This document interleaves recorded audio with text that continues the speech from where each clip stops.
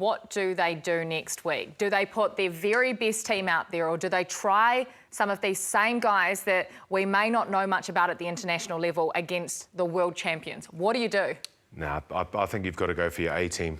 You've got to pick. So I think what we'll see next week will be the best available. So we've already seen South Africans sending their A team ahead to New Zealand, and they'll be putting up their best squad, and it's going to have to be best squad v best squad, and we'll figure the rest down the track. Got to go for your ones. You've got to put your ones in there, 100%. The way what they're talking about and all that, you've got to go with your ones. I want guys who are 100% fit, Kirsty. Yep. Are 100% fit. So Mark Talia, if he's not 100% right, and he's not feeling, I don't want him out there. Moni Narawa did a really good job. Will Jordan, if he's not feeling 100% confident, those are the guys I want out there. I don't want anyone who's second-guessing, doubting their physical abilities, mental state, nothing whatsoever. We're thinking about who the guys are best prepared and ready to go against the Springboks. So who are the guys that played in that 23 that won't be playing next week, or who are the ones that will be? I think Caleb went all right. He's locked in his spot for next week? I think he's made massive strides after today. I think he carried well. He was quite busy. He was one of the guys, leading into the game, we were thinking, it's going to have to be a big game for him. I think he stood up, and he's very different from him. If Jordan's fit, and Narawa's there, and Bowden Barrett's playing at fullback, who have you got on the wing? Mark Talia available? If Will Jordan, if you say all those guys are available, I mean, at 100%, you've got to make room for Will Jordan somewhere in that back three. Have to. What about Lester Whanganuku and Mark Talia? Where do these guys fit in? This is the problem with the talent that we have right now. That is the biggest problem for these coaches, is deciding how they all fit in. Yeah. Well, they like differences on the edge, right? So you can't have two power wingers. You got to have someone who can work like a Will Jordan or a Moni Narawa, and you've got to have a Caleb Clark or a Lester. I see Narawa as a power winger. Yeah. He's explosive. He can get through contact. He's big. I think you can put him. He can play that role for you. Let's not forget about the slipperiest man in Super Rugby, Mark Talia, though. You mention him, and I'm putting that in the little soup basket right there. Marinate. Let's just chuck all the names in. I don't think he's going to be 100 though. I don't think. No.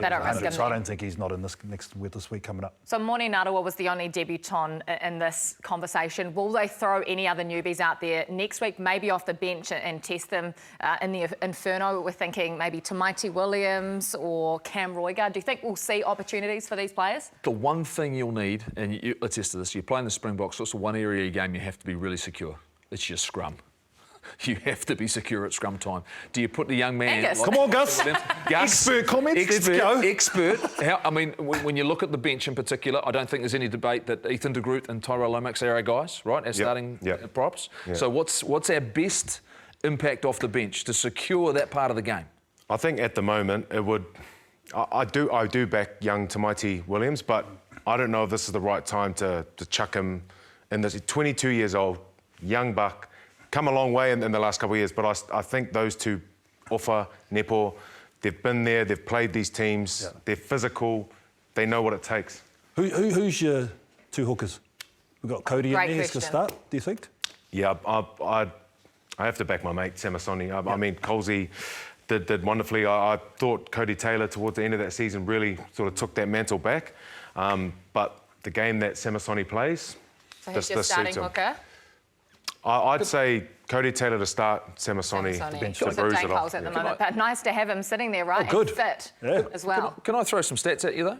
So, over the last 14 Test matches, which is last year and the one we've just played, 6 of those we've lost in the last 20 minutes and 2 of those we've drawn. So more than 50% of our games in the last 20 minutes we've lost on the scoreboard. Yep. That's a concern. When you think about tight games, close contests, that worries me, the fact that we haven't been dominant. An area of the game when we had our great runs is the fact that we could go up a gear. I think we have to ask some questions about maybe what it is, the impact we're getting from the bench, and is that where we maybe look at some change?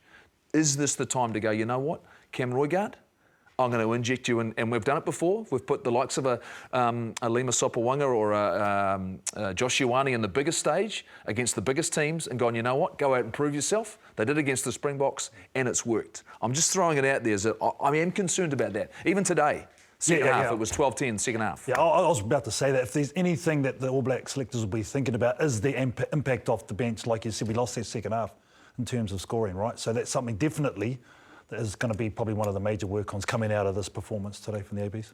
Who will sit on the bench then? Who will have the biggest impact? You mentioned Samisoni Taukei'aho. We know he's a player with a serious impact that can come on in the last 20 minutes. Who else? What are the players that we're talking about here? Well, it depends on this balance of who's going to be in the starting team, because does that mean a Scott Barrett drops to that bench and you bring him onto a locking or a 6 role? You know, Josh Lord shows what he can do if you bring that young energy of physically. I mean, it's tough. I don't think you cannot afford not to start Scott Barrett myself. But hold on, but ahead of Shannon Frizzell?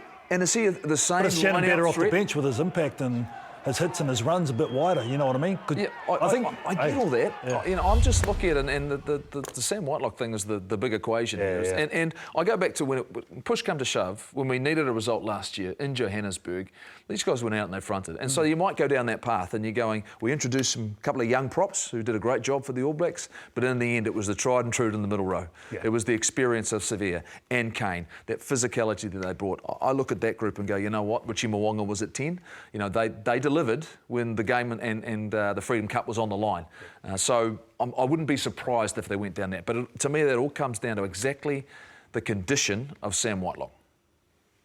I mean, if we're talking about this is exactly the conversations that the All Blacks will be having right now, right? 32 hours, is it, flying back from Argentina? They've got a bit of time to do their analysis. Well, I think they might be on a cheeky charter flight sharing with Argie, but I know they'll be having these conversations because all good All Black teams in the past, the bench has come on late and changed the game.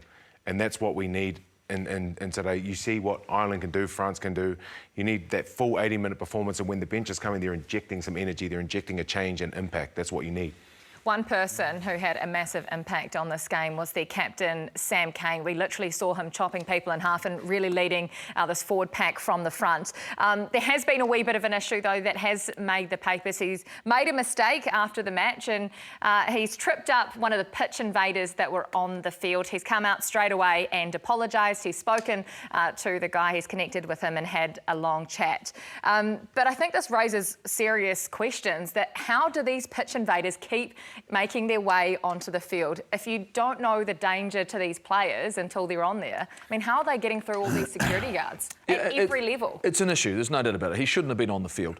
Sam Cane made a mistake, he made an error. I'm not going to condemn him for that. To me, it's a minor issue. It shouldn't go any further. Media's getting carried away with this already. They're blowing this way out of proportion. Look, ultimately, for me, the guy shouldn't have been on the field. We've seen here in New Zealand already, and we saw it for the Warriors, didn't we? Oh. In Napier. Completely ruined the game. And to your point, you're not to know the behaviour of a player, or, sorry, not a player, a fan, or someone comes on the field that you don't know. You're not to know what he's going to do. So the players themselves could feel at risk. Now, look, Sam Cane, I think, would have handled it differently. I would have liked him to make one more tackle in the game. After the game, make a decent, clean tackle, because that's what the security guard was trying to do. Yeah. Not very well, mind you. Not really. Sort of, not really. Yeah. But I think, I look at this and, look, I'm not going to defend Sam Cane. He's apologised for it. He made a mistake. But this is not a big deal. This is nothing. And I think the mainstream media are going to try and they're beating this up already. Yeah. Move on.